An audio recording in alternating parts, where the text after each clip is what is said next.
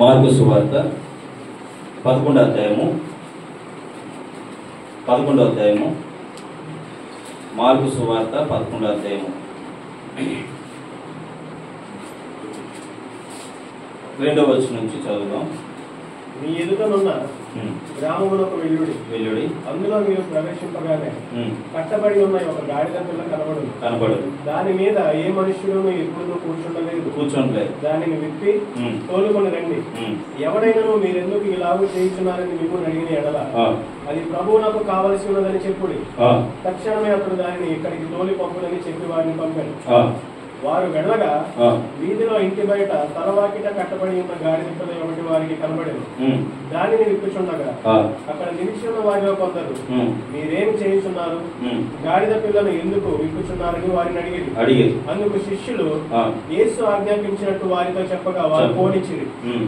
వారు ఆ గాడిద పిల్లను యేసు నోతకు తోలుకుని వచ్చి తమ బట్టలు దానిపై వేయగా ఆయన దాని మీద కూర్చుండెను. అనేకులు తమ బట్టలు గాలి పొడుగున పరిచిరి. కొందరు తాము పొలములలో నరికిన కొమ్మలను పరిచిరి. మరియు ముందు వెళ్ళిచుండిన వారును వెనుక వచ్చుచుండిన వారును, జయము ప్రభు పేరట వచ్చువాడు స్తుతింపబడును గాక, వచ్చుచున్న మన తండ్రి అయిన దావీదు రాజ్యము స్తుతింపబడును గాక, సర్వోన్నతమైన స్థలములలో జయము అని కేకలు వేయుచుండిరి.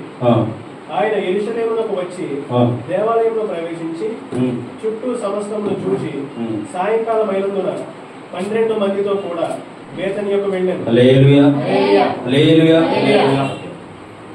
ఇక్కడ 3-4 పాయింట్లు మీకు చెప్తాను, జాగ్రత్త రాసుకోండి. రాసుకునే వారు మీకు కనిపిస్తాయి. అక్కడ చూడండి, మార్కు సువార్త 11వ అధ్యాయము 2వ వచనం నుంచి మనం చదువుకున్నాం. అందులోని ఫస్ట్ మాట ఏం కనబడుతుందంటే కట్టబడిన గాడిద. ఏం కనబడుతుంది? రెండోది భారం మోయని గాడిద. అర్థమవుతుందా? తర్వాత ఏం కనబడుతుందంటే ఇంటి బయట కట్టబడిన గాడిద. హల్లెలూయా. ఈ 3 విషయాలు మీకు నేను చెప్తాను. ఫస్ట్ విషయం ఏంటంటే కట్టబడిన గాడిద. హల్లెలూయా, హల్లెలూయా. కట్టబడిన, చెప్పాలి, కట్టబడిన గాడిద. ఓకేనా? గాడిదకి సంకేతం ఏంటి చెప్పండి?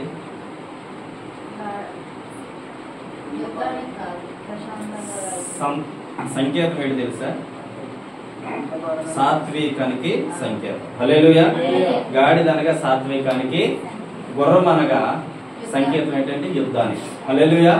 యుద్ధానికి సంకేతం గుర్రం, సాత్వికానికి సంకేతం ఏంటి? హల్లెలూయా.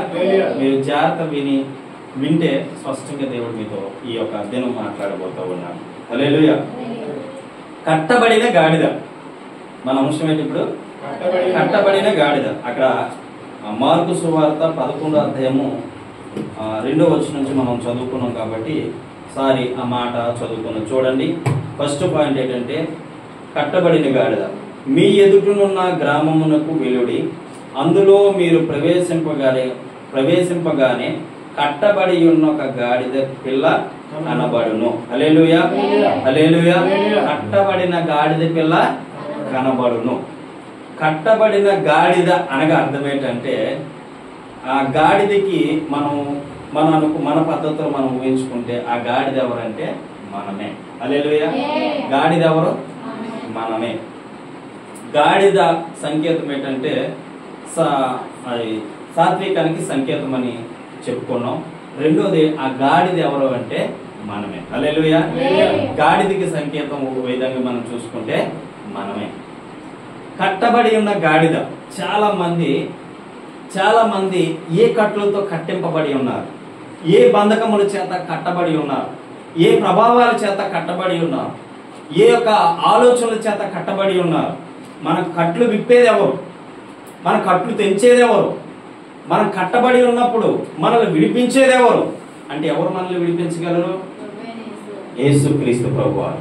హల్లెలూయా, హల్లెలూయా. ఇక్కడ కట్టబడిన గాడిదకి ఆ గాడిదని తీసి మనము అనుకొని పెట్టుకున్నట్లయితే మనం ఏ కట్టుతో కట్టబడి ఉన్నాం, ఏ బంధకముల చేత కట్టబడి ఉన్నాం, ఏ ప్రభావాల చేత కట్టబడి ఉన్నాం, ఏ యొక్క నిందలతో కట్టబడి ఉన్నాం, కొన్నిసార్లు కొంతమంది కొరకు ప్రార్థన చేసినప్పుడు దేవుడు నాకు చూపిస్తూ ఉన్నాడు, వారి అరికాలు నుంచి నడినెత్తి వరకట సంఖ్యలతో బంధింపబడి ఉంచేశాడట సాతాను. అలాంటి వాడు ఏమవుతాడంటే మనుషులకు విరోధంగా ప్రవర్తిస్తాడు, మనుషులకు విరోధంగా మాట్లాడుతాడు, మనుషులకు విరోధంగా ప్రవర్తన ఉంటుంది, వాళ్ళ తల్లిదండ్రులకు విరోధంగా ప్రవర్తన ఉంటుంది, వారి అన్నదమ్ములకు విరోధంగా ప్రవర్తన ఉంటుంది. వాడు ఎందుకలా తయారయ్యాడో మనం ఊహించినట్లయితే వాడు బంధకంలో ఉన్నాడు, లేదా చెరసాలను కూడా మనం చెప్పుకోవచ్చు. హల్లెలూయా. ఏ బంధకంలో ఉన్నాడు? కొంతమంది తల్లిదండ్రుల మాట వింటారు, వాడు బంధకాలలో ఉన్నాడు, నీకు తెలియదేమో. హల్లెలూయా. ఏ బంధకాలతో బంధింపబడి ఉన్నాడు, ఏ సమస్యల చేత బంధింపబడి ఉన్నాడు, ఏ కష్టాల చేత బంధింపబడి ఉన్నాడు. కొంతమందికి ఆర్థిక పరమైన బంధకాలు, కొంతమందికి ఆశీర్వాదం కలగదో అటువంటి బంధకాలు, కొంతమందికి అప్పుడు సమస్యలనే బంధకాలు, కొంతమందికి ఆ భర్త మాట వెనక జీవిస్తూ ఉంటాడు ఆ బంధకాలు, కొంతమందికి అనేక పరమైన బంధకాలు ఉంటారు. ఈ బంధకాల నుంచి మనం బయటికి తీసుకొచ్చేవాడు ఎవడంటే యేసు ప్రభు. హల్లెలూయా, హల్లెలూయా. ఏ బంధకాలతో బంధింపబడి ఉన్నాడు, ఈ కట్టబడిన గాడిదని తీసుకొని రండని చెప్పడం జరిగింది. ఇద్దరు శిష్యులు పంపించి ఏమన్నాడు? కట్టబడిన ఒక గాడిద ఉంటారు చూడండి, అక్కడ మళ్ళీ చదువుకున్నాం. మీరు మీ ఎదుటున్న గ్రామంలోకి వెళ్ళుడి, అందులో మీరు ప్రవేశింపగానే కట్టబడిన ఒక గాడిద పిల్ల కనబడును. అంటే కట్టబడి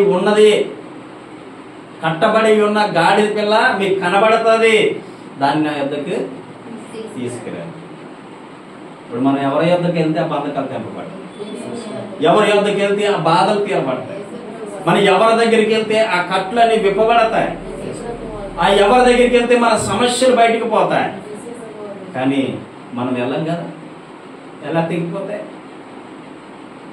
తెగిపోతాయి అంటే మనం వెళ్తే ఎన్ని సంవత్సరాల నుంచి మనం బంధకాల్లో ఉండిపోతాం. ప్రభు నేరుగా మన దగ్గరికి వచ్చి మనం బంధకాల నుంచి విడిపించడానికి చూస్తే ఆ బంధకాల్లో ఉండకపోవడానికి ఇష్టపడతాం, కానీ బయటికి రావడానికి మాత్రం ఇష్టపడం. చాలా మందికి మనం సువార్త ద్వారా తెలియజేస్తున్నాం, కానీ నీ బంధకాల నుంచి బయటపడాలంటే నువ్వు యేసు ప్రభువుని తెలుసుకో అని చెప్తూ ఉంటాం. అది సత్య సువార్త లేకపోతే అపవిత్రమైన సువార్త? అసలు గాడిదకి సంకేతం ఏమని చెప్పుకున్నాం మనం? సాత్వికం అని చెప్పుకున్నాం. ఈ సాత్వికమైన జంతువు అసలు సాత్వికమైందేనా? గాడిద అనగా అపవిత్రమైనదని బైబిల్ చెప్పుకున్నాం. బైబిల్ ఏం చెప్తుంది? అపవిత్రమైన జంతువు. కానీ అపవిత్రమైన జంతువుని పవిత్రంగా మార్చడానికి వచ్చాడు యేసయ్య. హల్లెలూయా. అపవిత్రమైన జంతువును వాడుకున్నాడు యేసయ్య. నువ్వు అపవిత్రంగా ఉంటే నిన్ను పరిపూర్ణతలో మార్చడానికి వచ్చాడు యేసయ్య. నువ్వు కట్టబడి ఉన్నప్పుడు నిన్ను విడిపించడానికి వచ్చాడు యేసయ్య. ఆ యేసయ్య చెప్తున్న మాట ఏంటో తెలుసా?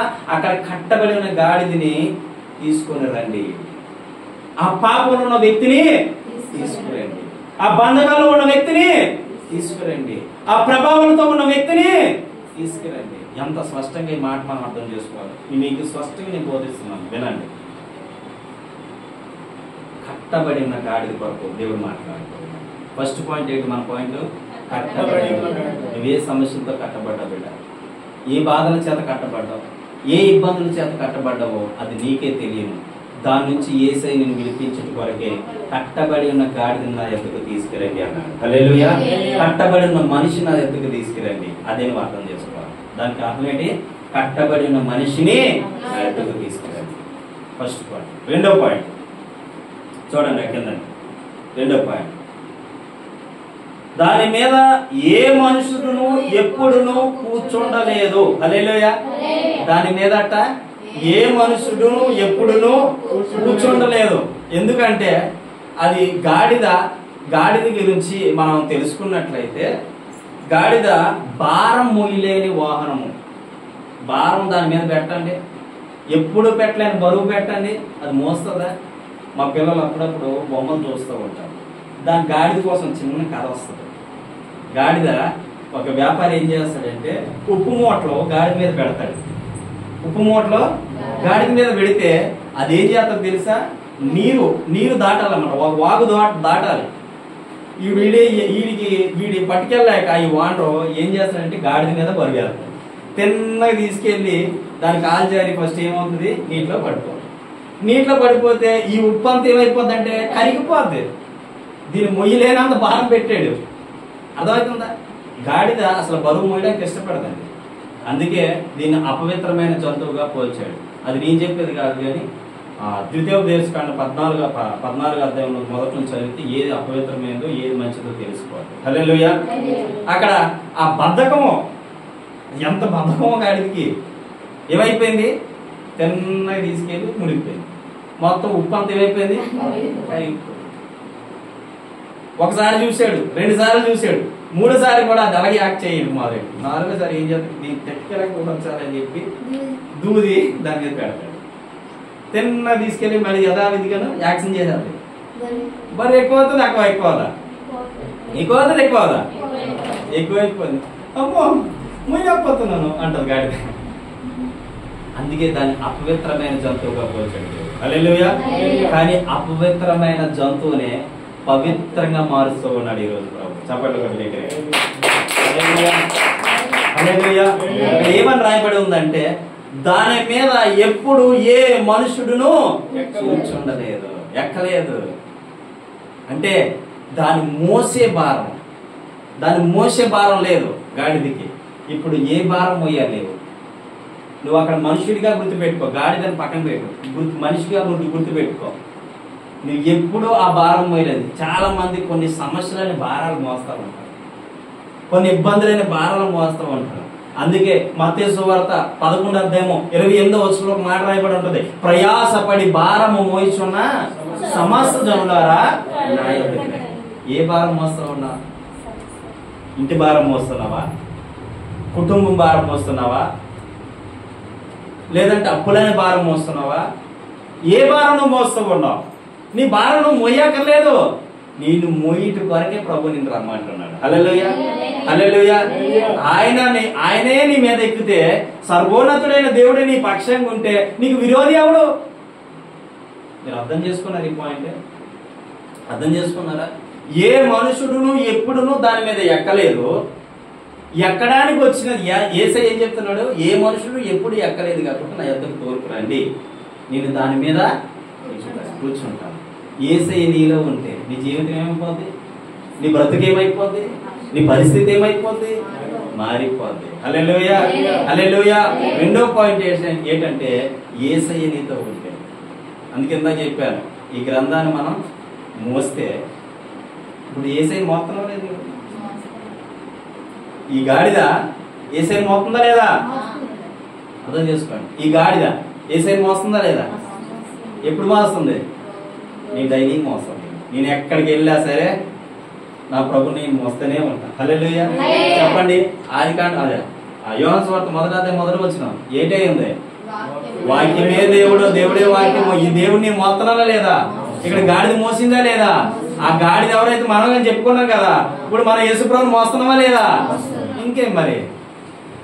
హల్లెలూయా. మోస్తున్నాం. యేసు ప్రభుని మోస్తే నీ జీవితంలో నెమ్మది దొరుకుతుంది. యేసు ప్రభుని మోస్తే నీ జీవితంలో శాంతి దొరుకుతుంది. యేసు ప్రభుని మోస్తే నీ జీవితంలో అద్భుతం జరుగుతుంది. యేసు ప్రభుని మోస్తే నీ జీవితంలో నెమ్మది దొరుకుతుంది. యేసు ప్రభుని మోస్తే నీ జీవితంలో కృప దొరుకుతుంది. హల్లెలూయా.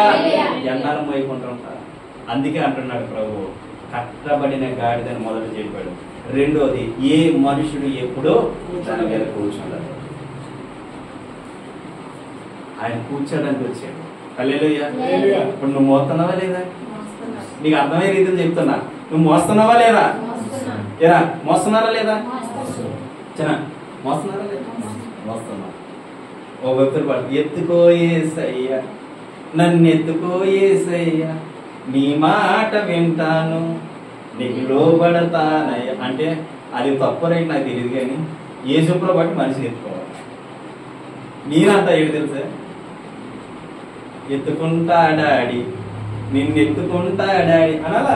పాట రివర్స్ పాడాలి మనం ఎప్పుడు. ఎందుకంటే యేసయ్య మన మీద ఎక్కబోతా ఉన్నాడు. హల్లెలూయా. యేసయ్య మనతో ఉండబోతా ఉన్నాడు. కాబట్టి మనం ఏం చేయాలని దీన్ని మోస్తా ఉన్నాం. ఇప్పుడు నువ్వు మోస్తున్నా లేదా? ఎప్పుడు వెళ్ళా యేసయ్య నాతో ఉంటాడు. హల్లెలూయా. అందరికి వచ్చినప్పుడు నాతో ఉంటాడు, బయటికి వెళ్ళినప్పుడు నాతో ఉంటాడు, ఎక్కడికి వెళ్ళా నాతోనే. మరి నీ మోస్తున్నా లేదా? అందుకే చెప్తాను, కింద పెట్టలేదు. నువ్వెవరిని మోస్తూ ఉన్నావు? యేసయ్యని పక్కన పెట్టద్దు, యేసయ్యని కింద పెట్టద్దు. యేసయ్య ఎక్కడ ఉండాలి? మనతో ఉండాలి, మనలో ఉండాలి. హల్లెలూయా. మోస్తున్నావా లేదా? మోయి. ఆ గాడికి చెప్తున్నాడు, ఏ మనుషుడు ఎప్పుడు ఎక్కలేదు. మనం అందరితో దేవుడు చెప్తున్నాడు, ఏ మనుషుడు ఎప్పుడు ఎక్కలేదు మన మీద. ఇప్పుడు ఎక్కలే లేదా? యేసయ్యని మనం మోస్తున్నావా లేదా? దీన్ని బట్టి నీకేమొస్తుంది? నీ సమస్య తీరపడుతుంది, నీ బాధలు తీరపడతాయి, నీకు అప్పులు తొలుగుతాయి. ఎందుకంటే యేసయ్య నువ్వు మోస్తూ ఉన్నావు. ఈ యేసయ్య ఎప్పుడు నీకు ఇలాగే ఉంటావు, ఇలా ఉండకూడదు. యేసయ్య ఎప్పుడు ఇలా ఉంటావు. నువ్వు మోసేవాడిగా ఉండాలి. నువ్వు మోసేవాడిగా ఎప్పుడైతే ఉంటావో నీ జీవితం మారుతుంది, నీ బ్రతుకు మారుతుంది, నీ పరిస్థితి మారుతుంది, నీ స్థితిగతులు మారుతాయి, నీ యొక్క వ్యక్తిగత జీవితం మారుతుంది, నీ స్వభావం మారుతుంది, నీ గుణం మారుతుంది, నీ బుద్ధి మారుతుంది, నీ ఆలోచన మారిపోద్ది. యేసయ్య నీతో ఉంటే నువ్వు ఎత్తుకుంటావంటే యేసయ్య నీతో ఉన్నట్టే కదా. యేసయ్య నీతో ఉన్నట్టే లేదా? అవునా కదా? నోరు తెరవండి. ఆకలేస్తుందా? లేదుగా, నోరు తెరవండి. యేసయ్య నీతో ఉంటే విజయం. హల్లెలూయా. విజయం చూస్తావు. దావీదుతో యేసయ్య ఉన్నప్పుడు దావీదు విజయం చూశాడు. దానియేలుతో దేవుడు ఉన్నప్పుడు దానియేలు విజయం చూశాడు. షడ్రక మేషక అబేద్నెగోతో దేవుడు ఉన్నప్పుడు షడ్రక మేషక అబేద్నెగోలు విజయం చూడలేదా? మరి ఈయన నీతో ఉన్నప్పుడు నువ్వు విజయం చూస్తావు. హల్లెలూయా. హల్లెలూయా. అర్థం చేసుకున్న పాయింట్. రెండోది ఏంటి తెలుసా? ఏ మనుషుడు ఎప్పుడును ఎక్కలేదు. ఆ పవిత్రమైన గాడిదని పవిత్రంగా మార్చడానికి వచ్చాడు. ఈ అపవిత్రమైన మనిషిని పవిత్రంగా మార్చడానికి ప్రభు వచ్చి ఉన్నాడు. హల్లెలూయా.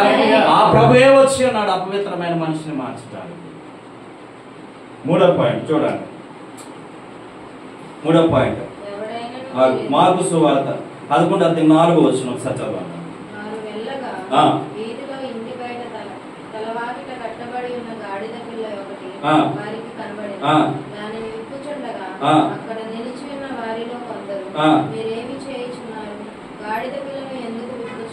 సరే చాలు చాలు. ఇక్కడ ఏంటంటే ఇది ఇంటి బయట ఉంది. ఎక్కడ ఉంది?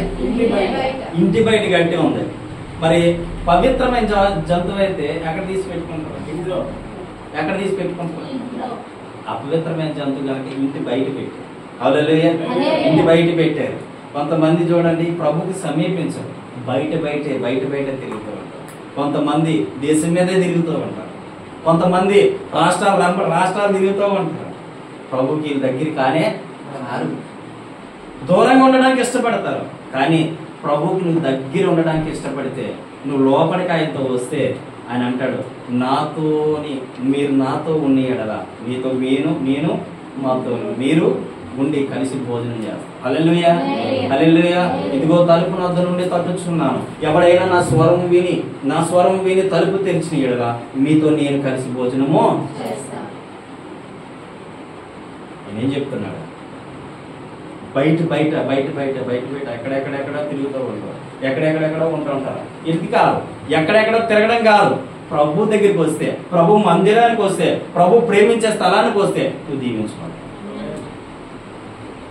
ఇంటి బయట ఉంది. చాలా మంది బయటలంటే ఉంటారు, అక్కడికి ఇంటి దగ్గరికి రావడానికి ఇష్టపడరు. మన ఇల్లు ఏమైంది? మన ఇల్లు ఏది చెప్పాలి? మన ఇల్లు ఏది? మందిరం. హల్లెలూయా. ఈ మందిరము సమస్త జనులకు ప్రార్థనా మందిరము. ఈ మందిరము సమస్త జనులకు ఏమైంది? ప్రార్థనా మందిరం. ఇక్కడికి వస్తే ఆశీర్వాదం ఉంటుందని వాడికి తెలుసు, ఇక్కడికి వస్తే దీవెన ఉంటుందని వాడికి తెలుసు. అందుకే నేను బయట అంట తిప్పుతుంటాడు. తమ్ముడు మొన్నటిదాకా ఎక్కడెక్కడ తిరిగాడు? ఇక్కడికి వస్తే నీకు దీవెన ఉంటుందని, ఆ దీవెన వాడు పొందుకోవడం ఇష్టం లేదు. అందుకే నేను అక్కడక్కడ తిప్పాడు. బయటలంటే నువ్వు పో, నీకు పర్వాలేదు, నేను చూసుకుంటా అంటాడు. నీ జీవితం నాశనం చేసేంత వరకు నువ్వు తిరుగుతూనే ఉండాలి. మందిరానికి వస్తే నీ బ్రతుకు మారిపోద్దేమో, మందిరానికి వస్తే నీ జీవితం మారిపోద్దేమో, మందిరానికి వస్తే నీ స్థితిగతులు మారిపోతాయేమో, మందిరానికి వస్తే నీ యొక్క వ్యక్తిగత స్వభావం మారిపోద్దేమో. వాడికి తెలుసు, వీడు మార్పు చెందితే నాకు వ్యతిరేక అయిపోతాడు. ఏమైపోతాడు? వీడు మార్పు చెందితే వ్యతిరేక అయిపోతాడు. కాబట్టి వీడు మార్పు చెందకూడదు, ఆడి పన్నంగా పండుతాడు. చూసుకో, వీడు మార్పు చెందితే, వీడు మార్పు కానీ చెందాడా మందిరానికి వచ్చి, నేను ఆడి దగ్గర నిలవలేను. కాబట్టి వీడిని అక్కడెక్కడే తెప్పాలి. ఎక్కడ? బయట. అంటే బయట అంటే తెప్పాలి. అందుకే నేను బయటికి పంపిస్తాను అంటాడు. నువ్వు తెలుసుకొని నువ్వేం చేయాలో తెలుసా? గాడిదికైనా బుద్ధి ఉంది కానీ మనకు బుద్ధి ఉండదు. దేవుడు చెప్తూ ఉంటాడు, దేవుడు మాట చెప్తూ ఉంటది, రా ప్రతి వారం కలుసుకొని దేవుని నామాన్ని మహిమపడతాం. హల్లెలూయా. ప్రతి రోజు కూడుకొని అపోస్తుడైన పౌలు చెప్తూ ఉంటాడు, అపోస్తుల కార్యంలోనే అక్కడ అపోస్తులు 12 మంది కూడా ఇంటెంట కూడుకొని ఉన్నారట. హల్లెలూయా. ఇంటెంట కూడా కూడుకొని ఉన్నారట. మీరు వారానికి ఒక రోజు లేదా వారానికి 2 రోజులు, ఎప్పుడు కరెక్ట్గా 1 గంట అవుతుంది. వందనాలు అయ్యారు, వందనాలు పాస్టర్ గారు, సంఘం అందరికి వందనాలండి. ఎప్పుడు 1 గంట. ఓ టైం ఉండదు, పద్ధతి ఉండదు, పాడు ఉండదు, ఏమి ఉండదు. ఎప్పుడు వందనాలు ఆమేన్ అని ముందుని ఎలాగుంటే ఎప్పుడు నీ పరిస్థితి మారుతుంది? నీ నిజంగా భక్తుడు అయితే ఎప్పుడు రావాలి తెలుసా? పాటల ప్రారంభం అవ్వకముందే ఇక్కడ నీవు ఉండాలి. హల్లెలూయా. పాటల ప్రారంభం అవ్వకముందే పాస్టర్ గారు 11 గంటలకు ఆరాధన అని వాట్సాప్ లో మెసేజ్ పెడితే 10:30కి వచ్చి నువ్వు కూర్చోవాలి. అది నీ భక్తి. నువ్వు అందంటే తిరిగితే ఇక్కడ ఎవరు చేస్తారు భక్తి?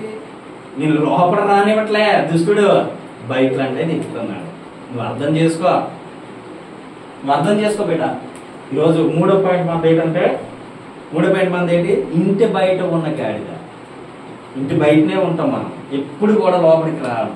లోపలికి వస్తే నీ పరిస్థితి మారుతుంది, లోపలికి వస్తే నీ జీవితం మారుతుంది, లోపలికి వస్తే నీ బ్రతుకు మారిపోతాయి, లోపలికి వస్తే నీ స్థితిగతులే మారిపోతాయి. హల్లెలూయా.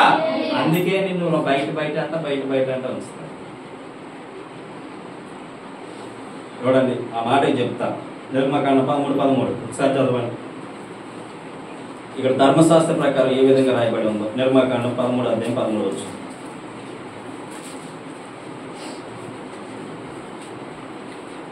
ప్రతి గాడిద తొలి పిల్లను వెలయిచ్చి విడిపించి దానికి మారుగా గొర్రె పిల్లను ప్రతిష్ఠింపవలెను. అట్లు దానిని విడిపించని ఎడల దాని మెడను విరగదీయవలెను. హల్లెలూయా. హల్లెలూయా. ఇక్కడ మోసే ధర్మశాస్త్ర ప్రకారం ధర్మశాస్త్రం ఏం చెప్తుందంటే, ప్రతి గాడిద తొలి పిల్లను వెలయిచ్చి విడిపించి దానికి మారుగా గొర్రె పిల్లను ప్రతిష్ఠింపవలెను. హల్లెలూయా. ఇక్కడ ప్రతి గాడిద తొలి పిల్లను ఏం చేయాలో తెలుసా? తొలి పిల్లను వెల ఇచ్చాలి. వెల అంటే కొనాలి, డబ్బులు ఇచ్చి మనం కొనాలి. కొని విడిపించి దానికి మారుగా ఈ గాడిదని వెలిచ్చుకుంటాం, అంటే డబ్బులు ఇచ్చుకుంటాం. దానికి బదులుగా గొర్రె పిల్లను బలేవాలి. గాడిద అంటే ఎవరని చెప్పుకున్నాం? చెప్పరా? ఇప్పుడే చెప్పుకున్నాం. గాడిద అంటే ఎవరు? మనం. గొర్రె పిల్ల అంటే ఎవరు? ఇదిగో నేను వదకు తేబడుతున్న గొర్రె పిల్ల. హల్లెలూయా. గొర్రె పిల్లకు సింహం ఏం చూపిస్తుంది? గొర్రె పిల్లకు సాదృశ్యం ఏం చూపిస్తుంది? యేసయ్య. గాడిదకి సాదృశ్యం ఎవరు? మనము. మనకు బదులుగా ఆయన రక్తాన్ని కాల్చాడు. ఇక్కడ అదే రాయబడి చూడండి కావాలంటే. మీకు మళ్ళీ ప్రత్యేకంగా చెప్తూ ఉన్నాను. 13:13 ప్రతి గాడిద తొలి పిల్లను వెల ఇచ్చి, అంటే డబ్బులు ఇచ్చి విడిపించి దానికి మారుగా గొర్రె పిల్లను ప్రతిష్ఠింపవలెను. కొన్న తర్వాత దానికి బదులుగా ఏమివ్వాలి? వీళ్ళు ఇక్కడ తీసుకోలే గాడి పిల్లను. దేన్ని తీసుకుంటారు? దాని మారుగా గొర్రె పిల్లను ప్రతిష్ఠింపవలెను. అట్లు దానిని విడిపించిన ఎడల దాని మెడను విరగదీయవలెను. చూసావా? అట్లు దాన్ని విడిపించని ఎడల దాని మెడను ఏం చేయాలి? ఇప్పుడు వెలిచ్చి కొనకపోతే దాన్ని మెడ విరిచేస్తారు. దేని మెడ? కాబట్టి అలా విరగకూడదని ప్రభువే బలైపోయాడు. గాడిదిగా ఉన్న నీవు పాడైపోకూడదని, గాడిదిగా ఉన్న నీవు నీ జీవితం నశించిపోకూడదని, గాడిదిగా ఉన్న నీకు ఆ జీవితము పాడైపోకూడదని నీకు బదులుగా బలైపోయాడు. నీకు బదులుగా ఆయన రక్తాన్ని చిందించాడు, నీకు బదులుగా ఆయన ప్రాణం పెట్టాడు. ఇక్కడ గాడిదికి బదులుగా కదా గొర్రె పిల్లను బలిచ్చాడు. వదకు తేబడుతున్న గొర్రె పిల్లని నీకు బదులుగా బలిచ్చాడు. నువ్వు నశించిపోకూడదని, నువ్వు పాడైపోకూడదని, నువ్వు అంధకారంలో కూరుకుపోకూడదని, నువ్వు పాపంలో పడిపోకూడదని నీకు బదులుగా వదక తేబడుతున్న గొర్రె పిల్లగా ఆయన వదైపోయాడు. అయిపోయా లేదా? అలాంటి ప్రభు నువ్వు ఎందుకు మిస్ చేసుకుంటున్నావు? ఎప్పుడు కూడా ఈయన నీతో ఉండడానికి మాత్రమే ఇష్టపడు. హల్లెలూయా, హల్లెలూయా. ఇక్కడ ధర్మశాస్త్ర ప్రకారం చెప్తున్న మాట ఏంటంటే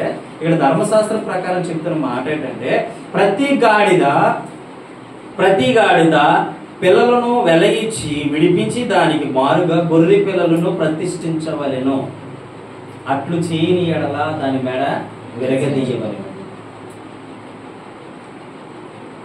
అర్థమవుతుందా మీకు?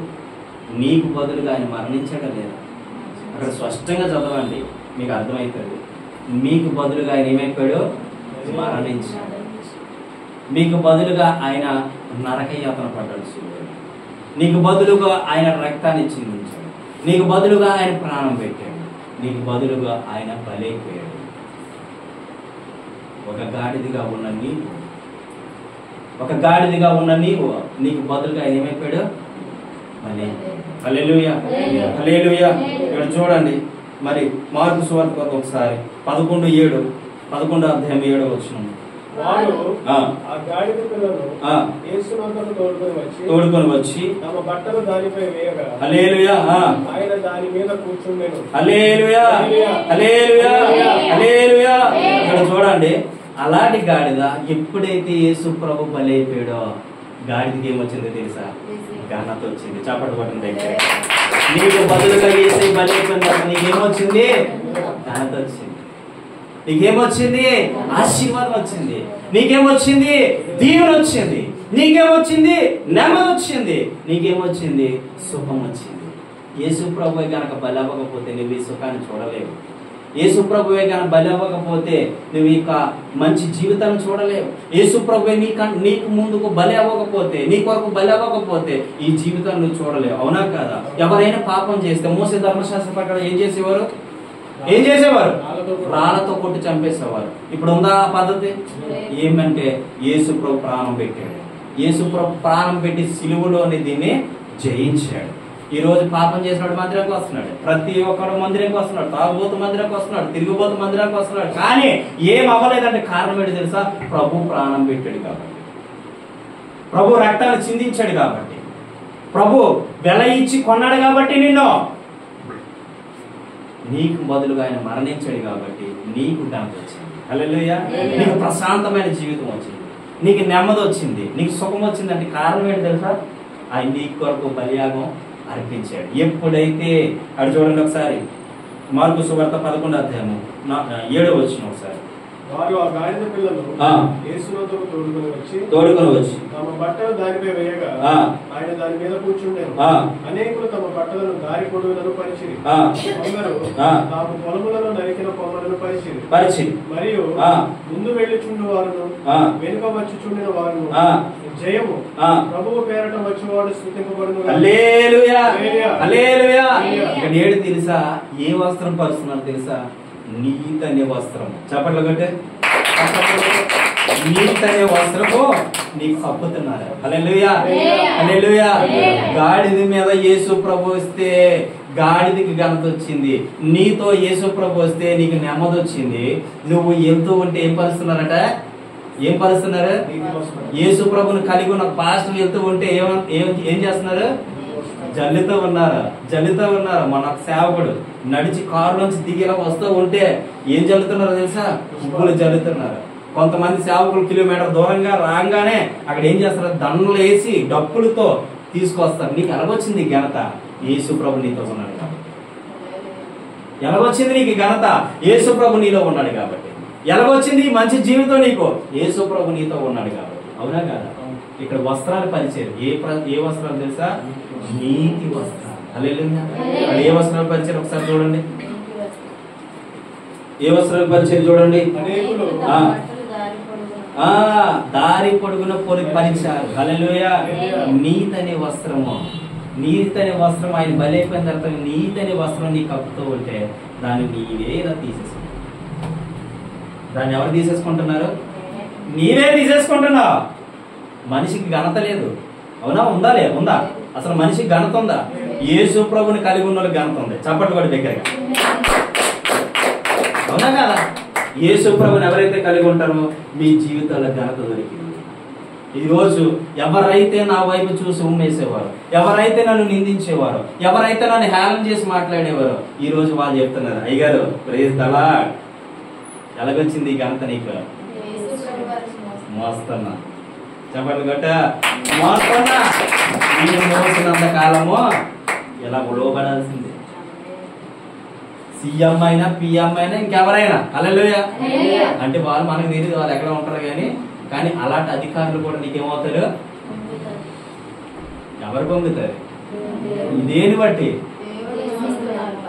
హల్లెలూయా. దీన్ని బట్టి, యేసయ్య మొయ్యడం బట్టి. ఎన్నడూ లేని అపవిత్రమైన జంతువుకి పవిత్రంగా మార్చడానికి కారణం ఏంటో తెలుసా? నీ మీద ఆయన ఉన్నాడు, నిన్ను మోస్తున్నాడు కాబట్టి.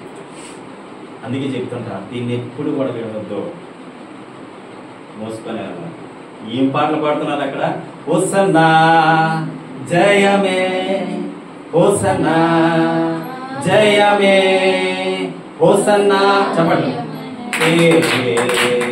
హోసన్నా జయమనకే, యేసురాజు రాజుల రాజై, త్వరగా వాచుచుండే, త్వరగా వాచుచుండే, త్వరగా వాచుచుండే. హోసన్నా జయమే, హోసన్నా జయమే, హోసన్నా జయమనకే, హోసన్నా జయమనకే, హోసన్నా జయమనకే, హోసన్నా జయమనకే. హల్లెలూయా. హోసన్నా ఎవరికి జయం? హోసన్నా చెప్పండి. హోసన్నా హల్లెలూయా. హోసన్నా అని యేసయ్య మనతో ఉంటే మనకి జయం. హల్లెలూయా. చెప్పండి గట్టి బిగ్గరగా. యేసయ్య నీలో ఉంటే నీకు జయము, జయం దొరుకుతుంది. యేసయ్య నీలో ఉంటే నీకు జయం, యేసయ్య నీతో ఉంటే జయము. ఆ యొక్క అపవిత్రమైన జంతువు అయిన గాడిదతో మనల్ని పోల్చినప్పుడు మన అపవిత్రమైన వారమా కాదు? మన పరిశుద్ధత కలిగిన వారమా? నీతిమంతులైన వారమా? ఏ పాపం చేయలేని వారమా? ఎందుకు పనికిరాని జీవితాలండి ఇవి? ఎందుకు పనికిరాని బ్రతుకులు ఇవి? ఎందుకు పనిచేయలేని జీవితాలు ఇవి? ఇలాంటి అపవిత్రమైన మనిషిని పవిత్రంగా చేయడానికి వచ్చాడు నా యేసయ్య. హల్లెలూయా. పవిత్రంగా చేసేయడం కాకుండా నేను నీతో ఉన్నానని చెప్పి మన మీద ఉన్నాడు ఆయన, మనతో ఉన్నాడు ఆయన, మనలో ఉన్నాడు ఆయన. హల్లెలూయా. ఎంతకంటే ధన్యత నీకేం కావాలి? ఈ వాక్యం ద్వారా సారాంశం అర్థం చేసుకోవాలి. నీతో ఉన్నాడా లేదా? ఉన్నారని ఎవరు చేయదంటే? ఉన్నాడా లేదా? ఉన్నాడా లేదా? మళ్ళీ మళ్ళీ అడుగుతున్నావు, ఉన్నాడా లేదా? ఉన్నాడా? ఉంటే నువ్వు ధన్యుడు, లేదా ధన్యుడి. ఉంటే నువ్వు ధన్యుడివి. ఏ బాబు నీతో లేడా దేవుడు? ఏ చెయ్యెత్తి పెట్టి ఎత్తువా? ఎక్కడో ఉన్నావు నువ్వు, బయట బయట అంటూ ఉంటున్నావు, లోపల ఎప్పుడు యేసయ్యతో ఉన్నావు. మూడో పాయింట్ అదే కదా, ఆయనతో ఉంటే లోపల ఉంటావు. హల్లెలూయా.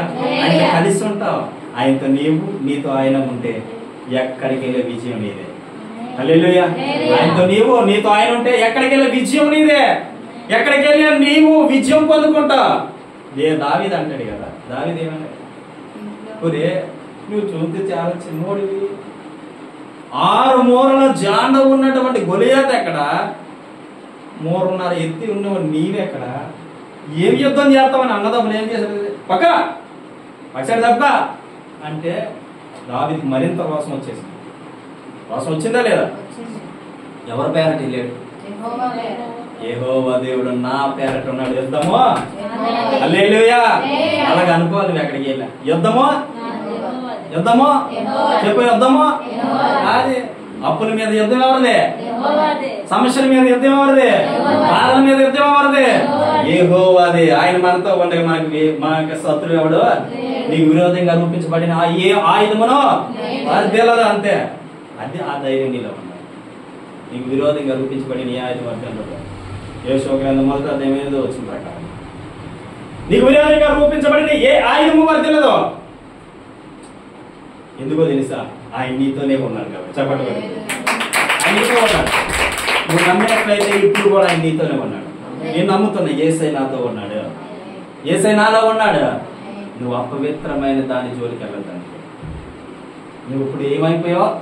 పవిత్రుడే. అపవిత్రంగా ఉన్న నీ జీవితాన్ని పవిత్రంగా మార్చాడు యేసయ్య. నువ్వు ఇప్పుడు ఏమైపోయావు? పవిత్రుడిని. హల్లెలూయా. నీకును మోసగాడికి సంబంధం ఉండకూడదు, నీకును పనికిమాలోడికి సంబంధం ఉండకూడదు, నీకును పాడైపోయినోడికి సంబంధం ఉండకూడదు. వాడి నుంచి నువ్వు వేరుగా ఉండాలి. అంటే వాళ్ళు వదిలిపెట్టేమని కాదు, అలాంటి మార్చడమే మన దేవుని పని. కానీ నీకు వారికి వ్యత్యాసం ఉండాలి. నీతికి దుర్నీతికి పొత్తుందా? వెలుగుకి చీకటికి పొత్తుందా? పొత్తుందా? నీతికి దుర్నీతికి పొత్తుందా? పాడైపోయినోడికి మంచోడికి పొత్తుందా? మరి నువ్వు సపరేట్ వ్యక్తివి. ఇంకా మరి ఎందుకు నువ్వు లోకంతో స్నేహం చేస్తున్నావు? లోకంతో స్నేహం వైరం అని తెలియదా నీకు? ఎందుకు లోకంతో నీకు పని? యేసయ్య నీతో ఉన్నప్పుడు నువ్వు ఘనత పొందుకున్నావు. యేసయ్య నీలో ఉన్నప్పుడు, ఈ యేసయ్య నువ్వు మోస్తున్నప్పుడు, ఈ యేసయ్య నీలో ఉన్నప్పుడు నువ్వు గొప్ప వ్యక్తివి. ఇప్పుడు నువ్వు అలాంటప్పుడు నువ్వు ఎందుకు అపవిత్రతతో చోటిస్తూ ఉన్నావు? ఎందుకంటే మోసపోతూ ఉన్నాం, అది చిక్కులో పడిపోతూ ఉన్నాం, అది మాయలో పడిపోతూ ఉన్నాం. అందుకే క్రైస్తవులు అనగా అర్థం ఏంటంటే, క్రైస్తవులు అనగా అర్థం ఏంటంటే, నా అర్థం ఏంటంటే, క్రైస్తవులు అంటే సాతానికి వ్యతిరేకులు. ఎవరికి వ్యతిరేకులు? మనుషులు కాదు, సాతానికి వ్యతిరేకులు.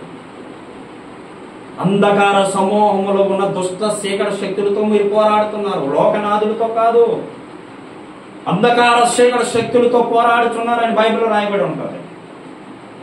నువ్వు విరోధి ఎవడంటే సాతాను, మనుషులు కాదు, హిందువు కాదు విరోధి, క్రిస్టియన్ కాదు విరోధి, ముస్లిం కాదు విరోధి. నీకు ఎవరు విరోధి అంటే సాతాను. వాడే నిన్ను నాశనం చేస్తాడు, వాడే అనేకుల్లో దూరి నిన్ను నాశనం చేస్తాడు తప్ప వాడు మంచోడే. ఎవరో నీ మీద తప్పుడు సాక్ష్యం పలికేవాడు, వాడు మంచోడే. కానీ వాళ్ళలో సాతాను గడి దూరి నిన్ను మంచోడు కాకుండా చేయాలని వాడు ఉద్దేశం పడతాడు. గమనించుకోవాలి, నీకు ఈ ఇది ఉండాలి, సెన్స్ ఉండాలి, వాడాలి. అప్పుడప్పుడు వాడాలా వద్దా? నీ మీద పదే పదే వ్యతిరేకం అవుతున్నాడంటే ఆవిడ కాదు, ఆవిడ అస్సలు కాదు. నీ మీద వ్యతిరేకమైంది ఎవడో తెలుసా? సాతాను. వాడు క్రైస్తవుడు విరోధి సాతాను, మనిషి కాదు. గుర్తుపెట్టుకో, ఎవడు విరోధి? సాతాను నీకు విరోధి తప్ప మనుషులు కాదు. గుర్తుపెట్టుకో, లోకంలో ఉన్న అన్యులు కాదు నీకు విరోధులు, లోకంలో ఉన్న ముస్లిమ్స్ కాదు నీకు విరోధులు, లోకంలో ఉన్న క్రైస్తవులు కాదు నీకు విరోధులు. వారిలో దూరి నిన్ను విరోధంగా మారుస్తున్నారు తప్ప వారు మంచివాళ్ళు. ఎవరిని మింగుతున్నా, ఎవరిని చంపుతున్నా అని గర్జించే సమూహం వల్లే అపవాది అయిన సాతాను తిరుగుతూ ఉన్నాడు అని రాయబడి ఉంటుంది. అందుకే మెలుకు కలిగి ప్రార్థన చేయండి, ఎడతెగక ప్రార్థన చేయండి, నమ్మకంగా ఉండండి. ఎప్పుడు ఒక విశ్వాసం ఉండదు ఏంటి తెలుసా? నేను ఎక్కడికి వెళ్ళా ఈ ప్రభు నాతో ఉన్నాడు. ఈ విశ్వాసం నీలో ఉంటే ఇది స్థిరస్థాయిగా ఉండును గాక. హల్లెలూయా, హల్లెలూయా. నేను ఎక్కడికి వెళ్ళా నన్ను ప్రభు విడిచిపెట్టేశాడు, నన్ను ప్రభు మర్చిపోయాడు, నా బాధ చూడలేదు, నా వేదన చూడలేదు, నా దుఃఖం ఇంతే, నా బ్రతుకింతే అనుకున్నావా? నేను ఇందాక ఏం చెప్పా? కృంగిపోతే అదే పెద్ద దయ్యం. కృంగుదల అనేది చాలా పెద్ద దయ్యం అండి. అన్ని దయ్యాల కన్నా నేను పడగొట్టేసే దయ్యం ఏంటంటే నీ కృంగుదల, నీ వేదన, నీ దుఃఖము, నీ సమస్య, నీ బాధ, నిన్ను అవమాన పాలుపరిచి మొట్టమొదటి అవే. దేవుడు నీతో ఉంటే నీకేం భయము? దేవుడు నీలో ఉంటే నీకేం భయము? దేవుడు నీతో ఉండడానికి ఇష్టపడుతూ ఉన్నప్పుడు నువ్వుకెందుకు లోకంతో పని? అందుకే లోకంతో మనం ఎప్పుడు కూడా ఏమవ్వాలి? సపరేట్. హల్లెలూయా. అన్ని విషయాలు మితంగా ఉండే తప్పులేదు, కానీ దేవుడి విషయంకి వచ్చేసరికి సపరేట్గా ఉండాలి. నీ బ్రతుకు లోకంతో పనిలే, లోకంతో అసలు నీకు పని లేదు. గుర్తుపెట్టుకో, యేసయ్య నీతో ఉన్నాడు. ఫస్ట్ పాయింట్ ఏంటి చెప్పండి? వినాలి. ఫస్ట్ పాయింట్, కట్టబడి ఉన్న గాడి. అంటే ఏ కట్ల చేత బంధింపబడి ఉన్నాడో ఆ కట్లు తెంపి నేను విడిపించే దేవుడు. రెండోది, ఏ మనుషుడు ఎప్పుడు దాని మీద కూర్చొని లేదు. గాడిద మీద కూర్చునేసరికి గాడికి గంత వచ్చిందా లేదా? ఈ గాడికి మంచి పేరు వచ్చిందా లేదా? చెప్పు, ఇలా చెప్పండి. ఇలా గుండి చేసుకున్నా సరే చెప్పండి. ఇప్పుడు మనం గాడిదలా కదా, రే గుండెలు ఎక్కడ ఉన్నాయా? రైట్ సైడ్ ఎవరు పట్టుకోవద్దు, లెఫ్ట్ సైడ్ పట్టుకో. ఓకే, ఈ గాడికి చెప్పండి, ఈ గాడికి ఘనత వచ్చింది. ఎవరిని బట్టి వచ్చింది? యేసయ్య బట్టి వచ్చింది. నా యేసయ్య బట్టి నాకు ఘనత వచ్చింది. నా యేసయ్య బట్టి నాకు విజయం వచ్చింది. నా యేసయ్య బట్టి నాకు కార్యం జరిగింది. హల్లెలూయా. ఇలా చెప్పుకుంటూ పోతే అనేక జరిగింది. అవునా కదా? ఎవరిని బట్టి వచ్చింది? ఇప్పుడు పనికి మాలిన గాడిదలు మా పనికి వచ్చే గాడిదలుగా మార్చేసాడు యేసయ్య. చప్పట్లు కొట్టి దగ్గర ఒక సందర్భం, ఒకసారి చాలా చిన్నపిల్లలు ఉన్నాయి మన దావీదు, చాలా చిన్నపిల్లలు. మా హై స్కూల్ గోడ ఆ గోడ మీద కూర్చోన్నాం. మెల్లికి ఎలాగోలా పాకి ఎక్కాను. అప్పుడు మా చిన్నతనంలో గాడిదలు ఉండి ఆ గాడి దగ్గరికి వెళ్ళి, నాకు తెలియలేని వయసు అప్పటికే, నేను దేవుడు నమ్ముకున్న వ్యక్తిని. గాడి మీదకి వెళ్ళేలాగాను, యేసయ్య ఇది నొప్పులు పడుతుంది, నాకు తెలియలేని ప్రార్థన. నిజం చెప్తున్నాను, నేను బైక్ పట్టుకొని చెప్తాను. ఆ సందర్భం చూడండి ఇప్పుడు జ్ఞాపకం ఎన్నో నేను దాదాపు ఒక 25 సంవత్సరాల బ్యాక్, అంటే 25 సంవత్సరాల కిందట, 20 సంవత్సరాల కిందట ఇలా చేసి యేసయ్య మంచి పిల్లలు పుట్టారు అని 3 సార్లు అనుకొని ఆ గోడ మీదే ఇలా కూర్చొని అలా చూస్తాను గాడి. మీరు నమ్ముతారో నమ్మరు, అనేసిన తర్వాత అరగంటకి మంచి పిల్లగన్నాను. హల్లెలూయా. ఆ సందర్భం ఇప్పుడు గుర్తొచ్చింది చూడండి. 20 సంవత్సరాల కిందట యేసయ్యతో ఉంటే 20 సంవత్సరాలు కాదు, మొత్తం పురాతనం అంతా బయట మొత్తం తెలుసా. యేసయ్య నీతో ఉంటే మన చనిపోయిన పగడాల ప్రవీణ్ గారు, ఆయన లోపల ఉన్ని అని బయటికి తనికి రావడానికి గల కారణం ఏంటి తెలుసా? యేసయ్య తనతో ఉన్నాడు కాబట్టి. హల్లెలూయా. గుర్తుపెట్టుగా, యేసయ్య నీలో ఉంటే నువ్వు జ్ఞానవంతుడివి, యేసయ్య నీలో ఉంటే నువ్వు శక్తిమంతుడివి, యేసయ్య నీలో ఉంటే నీకంటే గొప్పవాడు ఎవరో అంతే. నువ్వు కలిగి ఉన్నది ఎవరినే? సర్వలోకాన్ని నోటి మాట ద్వారా సృష్టించిన కలుగు చేసిన దేవాది దేవుని కలిగి ఉంటే నువ్వెవరు? పనికిమాలుడుగా నువ్వు గొప్పవాడివి. హల్లెలూయా. యెహోవా తమకు దేవుడిగా గల జనులు ధన్యులు. నువ్వు దేవునిగా తెలుసుకొని ఉంటే నువ్వు ధన్యుడివి, అన్యుడిగా. నువ్వు ధన్యత ఎలా పొందుకున్నావంటే పనికి మాలి గాడిదని పనికి వచ్చే విధంగా చేసి యేసయ్య నువ్వు నిలబడ్డా కాబట్టి. హల్లెలూయా. మెసేజ్ అర్థం చేసుకుంటే చాలా అద్భుతంగా ఉంటుంది. యేసయ్యను కలుసుకుంటే చాలా అద్భుతంగా ఉంటుంది. యేసయ్య నీలో ఉంటే చాలా అద్భుతంగా ఉంటుంది. నువ్వు చూడలేని అద్భుతాలు చూస్తావు. ఎప్పుడైనా నువ్వు యేసయ్యని కలిగినప్పుడు ఎప్పుడైనా నిరాశలకు వెళ్ళిపోకుండా ప్రభువా వాళ్ళని కావాలి అని అడిగి మనసారా అద్భుతం చూస్తావు. నిజం చెప్తున్నా, అద్భుతం చూస్తావు. ఇది ఊరికినే చెప్పట్లేదు, నేను చేసే నా జీవితంలో జరిగి చెప్తున్నా మీకు. యేసయ్య గొప్ప దేవుడు. పనికి మాలి గాడిదకి పనికి వచ్చే విధంగా ఆ గాడిదని తయారు చేశారు. ఎప్పుడైతే బట్టల పరిచారో ఆ నీతి అనే వస్త్రం దేవుడు ఎప్పుడైతే మనకి తొడిగాడో మనం నీతి మంత్రులుగా మారిపోయాం. చెప్పండి కూడా దగ్గర ఆ వస్త్రం ముందు పరిచయం. హోసన్నా జయమే, హోసన్నా జయమే. బట్టలు తీసుకొని చేస్తారండి, ఈరోజు నాట్యం చేస్తారు. మామూలు చేయరు. ఈ మట్టలు ఎవరి పంటలో దేవుడి పత్తి తినేది కానీ మామూలు చేయరు. మా అందరూ చిన్నలో పెద్దలు మొదలుకొని ఆ మట్టలు పట్టుకొని నాట్యం చేస్తూ పాటలు పాడుతూ దేవుని ఆరాధన చేస్తారు. మనకు అందుబాటులో లేదు, అవైలబుల్ లేవు. అంతేనన్నా? లేవు కాబట్టి తేలేదు. వచ్చే సంవత్సరం మాత్రం సంపాదించాలి. హల్లెలూయా. మీరు ఒకవేళ తెచ్చుకోకపోతే చెప్పని ప్యాక్ చేసి ఇంటికంటే ఏం చేస్తాను? అది బోర్డు దొరికితే మాత్రం పూలు సంపాదించాలి. అప్పుడు మనం కూడా హోసన్నా జయమే. హల్లెలూయా. వాక్యము మన జీవితానికి ఆధారమై ఉంది. వాక్యమే మనకి దిక్కై ఉంది. వాక్యమే మనకి నెమ్మదినిచ్చేది. హల్లెలూయా. కాబట్టి ఈ గాడిదకి ఈరోజు మనం తెలుసుకోవాల్సింది తెలుసా? ఈ గాడిదకి ఘనత ఇచ్చింది యేసుక్రీస్తు ప్రభు. ఎలా వచ్చింది ఘనత అంటే ఆయన నీతో ఉన్నప్పుడు. ఇప్పుడు దగ్గరగా చెప్పట్లు కొట్టారు. ఎప్పుడైతే యేసయ్యతో నీవు ఉంటావో, నీతో యేసయ్య ఉంటాడో నీకేమొస్తుంది? మంచి పేరు. మళ్ళీ పలానా పాస్టర్ గారు మంచి పేరు. గొప్ప ఐశ్వర్యం కంటే మంచి పేరును సామెతలు 22 మొదలు వచ్చింది. గొప్ప ఐశ్వర్యం కంటే మంచి పేరును, వెండి బంగారం కంటే కోరదగినవి. హల్లెలూయా, హల్లెలూయా. మంచి పేరు ఉంటే నిన్ను ఎత్తుక్కొని వస్తారు. ఎవరో? ప్రజలు. నీ మంచి పేరు ఉంటే నిన్ను ఎత్తుక్కొని వస్తారు. పలానా నిర్మల అంటారు, అమ్మ ఏం చెప్పినా జరుగుతుందంట. పలానా ఋతు అంట, ఏం చెప్పినా జరుగుతుందట. బ్రదర్ అనిల్ అంట, ఏం చెప్పినా జరుగుతుందట. ఎక్కడి నుంచో తెలీదు, ఎత్తుక్కొని వస్తారు. హల్లెలూయా. ఎక్కడి నుంచో తెలియదు, ఎత్తుక్కొని వస్తారు. అది దేవునితో ఉంటే నువ్వు విజయం చూసేదండి.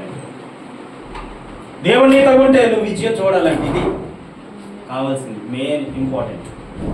ఇప్పుడు చెప్పండి, యేసయ్య నీతో ఉండాలా వద్దా? ఉండాలా వద్దా?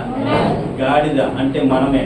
ఆ గాడిద మీద ఎక్కిన యేసయ్యకి మనం గౌరవిస్తే, ఆయన మనం ఎత్తుకుంటే, ఆయనకి మనం లోబడితే, ఆయన దగ్గర మనం తగ్గించుకుంటే, ఈ విలువ లేని గాడిదని విలువైనటువంటి విధంగా మార్చే దేవుడు యేసుక్రీస్తు.